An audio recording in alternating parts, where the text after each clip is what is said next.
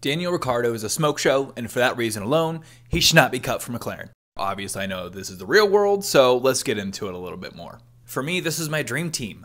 You have the young phenom Lando, you have the smoke show that is Daniel Ricciardo, and your veteran driver and Uncle Zach. This was the most lovable team on the F1 grid in my opinion. So what has tarnished that? What has created all of these PR nightmares? So let's get into it a little bit for McLaren as a whole.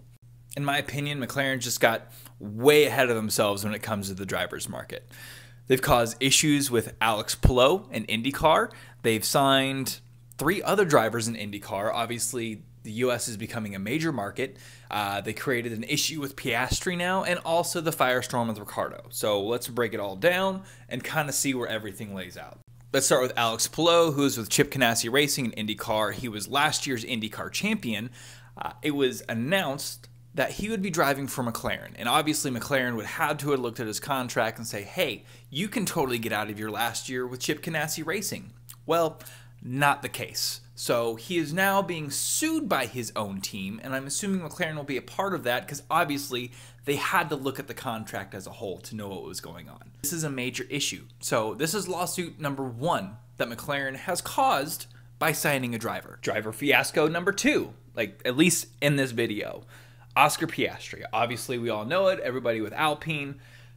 Oscar was set to take that Alpine seat after the surprise announcement of Alonso, which apparently everybody besides Otmar knew about. But Oscar obviously saying, no, our contract is not valid for 2023. Very similar situation. McLaren is also involved. So is there going to be another lawsuit involving McLaren and Oscar? So we have possibly 2 tampering and contract lawsuits dealing with 2 different drivers. Palou might have his career almost ruined.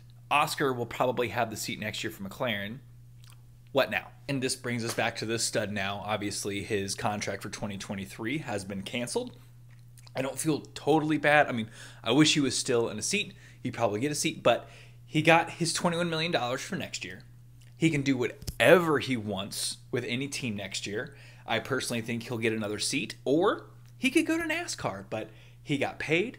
And he's going to get paid again, and he's free to do whatever he wants. And clearly the situation hasn't been great with what Zach's been saying in the past. So PR nightmares out the ass. What do you think? Thank you all so much for checking out the pit lane again. Hit the follow button, join the pit crew today, and I'll see you all in some more videos.